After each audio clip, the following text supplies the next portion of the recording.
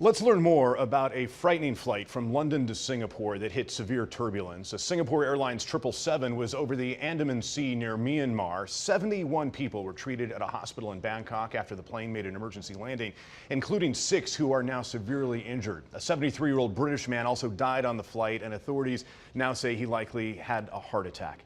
John Nance is joining us. He's an ABC News aviation expert. John, it's great to see you. Thanks for joining us here. Turbulence is normally detected on cockpit radar. So what happened here? Well, it really isn't. That's one of the things we worry about. We can see a buildup, for instance, of clouds or cumulonimbus on radar.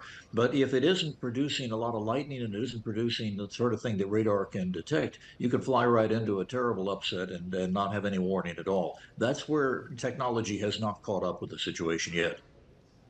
You've seen the pictures from inside the Singapore Airlines 777 that had this problem over Southeast Asia. Describe what the cabin looked like afterwards. Well, remember that airplanes have to have a lot of concern about weight. So some of the panels that you see that look so solid inside of an airplane are not. And if you shake that airplane, that interior, some of that's going to come down. And that doesn't mean that you're going to have heavy things falling on your head. But if you get the compartments overhead opening, then you're going to spill baggage all over the place. That's what this looks like to me. Basically, the aircraft got shaken. It can take far more than we can as human beings, but that shaking opens doors, knocks panels off, and anybody who's not strapped in is going to be airborne. That explains why we're seeing what we're seeing, why it looks that way. Is there anything pilots can do to reduce the impact of turbulence? What they can do in terms of maneuvers with the airplane?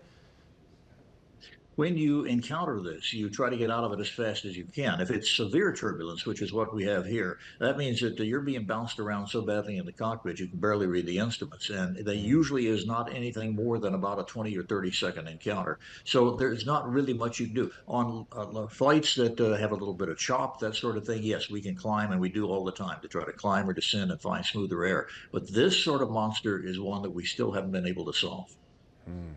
We discovered we actually get a lot of turbulence in and out of the RDU airport. The most turbulent flight path anywhere in the country, among the top 10, is between RDU and Nashville.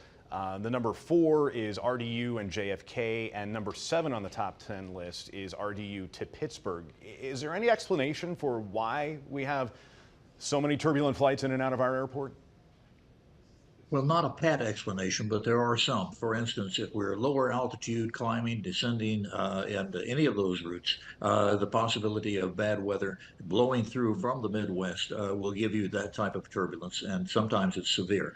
At higher altitude, it's not going to be affected by terrain or mountainous areas because that's just not the situation there.